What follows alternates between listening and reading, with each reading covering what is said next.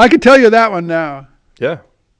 So this Vancouver Pop Festival, somebody threw it out in the middle of nowhere, like north of Vancouver. But you gotta understand, the second you go north of Vancouver, like 1 mile, you're into the fucking wilderness. You know what I mean? It's like Vancouver is at the edge of the fucking wilderness.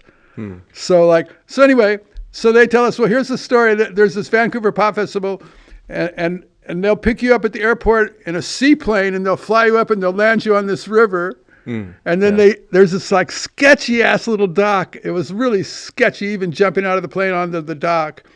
And then they leave. Okay, so they take us out, they land us on this dock. Bingo, we're there. And the dock is like on this river. And alongside of the river is this road, but it's not a very big road. It's sort of like a gravelly, dirt kind of hard packed road.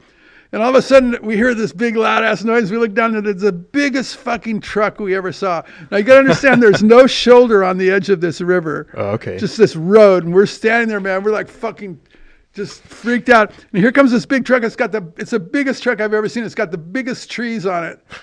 It's got three big, giant trees, like big trees. Wow. And they're so this is some kind of fucking logging area out there, you know? And so like, roar, this truck goes by and there's dirt and we're just fucking covered with shit. It's just like fucking insane.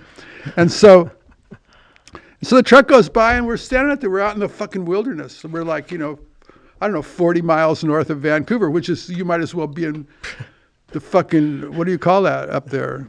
There's some name for that area. The Yukon. There you are. Yeah. Out there. We're standing there. I'm thinking, fuck, is shit going to come out and eat us? And what the fuck is going on, you know?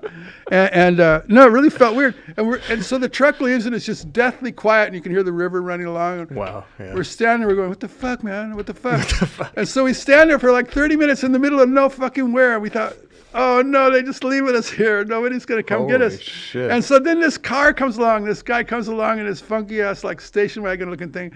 And he stops, he goes, I'm here to pick you up. We go, oh, okay. So we jump in. Holy shit. And they take us to the festival, right? Wow. So we drive along, we go to this festival.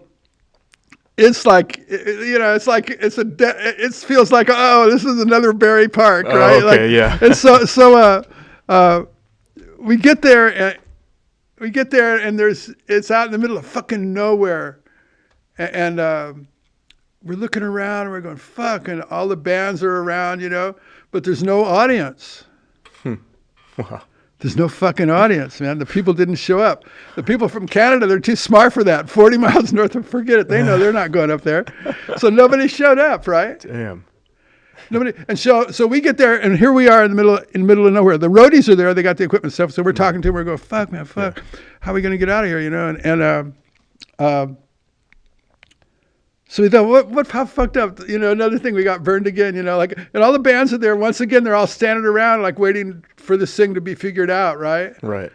Like we're street kids. We're looking at this thing going, fuck. We walk right out, we land, immediately we look, we go, a scam. We're all just looking at each other, scam, okay. Yeah. We'd done it before, and so we think, what can we do? And so we're thinking, how are we going to get out of here? How are we going to get to the airport? Because they had a truck, but we didn't want to ride the truck, So our guys went in the office with the promoter who was scamming everybody, right? Okay. And after some convincing, which we won't talk about, well, maybe we can talk about it. But I wasn't in the room, so I was shielded from the activities. But anyway, the end result is they came out of the room with the keys to his Cadillac. And so we hopped in this guy's Cadillac, and we drove it all the way back to Vancouver, to the airport. Okay. And we left it on the curb. We just pulled up and like you would take your bags out of your car and then park it or do whatever you do. We didn't worry about it. We just pulled up, got out, and went in the airport. Left the car right there on the curb at the airport. Man, fuck that guy, man. He ran us all the way up to Vancouver. That's the least we could do. We should have drove it into the ocean or something. Yeah. So how did they get the keys to the Cadillac? They convinced the guy to hand them over. But how? Like how so? Well, they intimidated him. I see. Yeah. In a certain way. I see. Yeah. Sometimes you got to do what you got to do. Right. I mean, right. Yeah, you kind of glossed over it, so I just wanted to double back and just Well, yeah, that's why I didn't say it. Is because I didn't want to say. That's why I said, I wasn't in the room. Right. So I don't know what happened in that room. Right. All I know is that we came out of there. The guys came out of there with the keys to a Cadillac. Nice. It took a few minutes, but they came out and we had transportation. Right. We just wanted to ride to the airport. It was that simple, you know. It Yeah. wasn't like a complex Right. intellectual thing to figure out. It was like simple. We need a ride to the airport. Yeah. Give us your car keys. I see.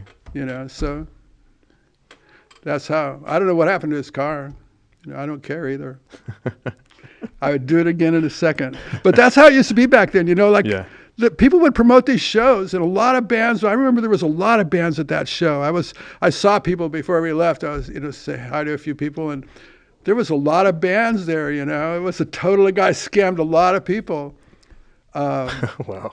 Yeah, there used to be people that did that. That's what they did, you know. That's scary how they dropped you off in the middle of nowhere, right? And then you're waiting on a guy, and there's no cell phones to confirm like what Nothing. time We're just anyone standing out would in the be middle of the there. fucking wilderness and going, wild. what the fuck?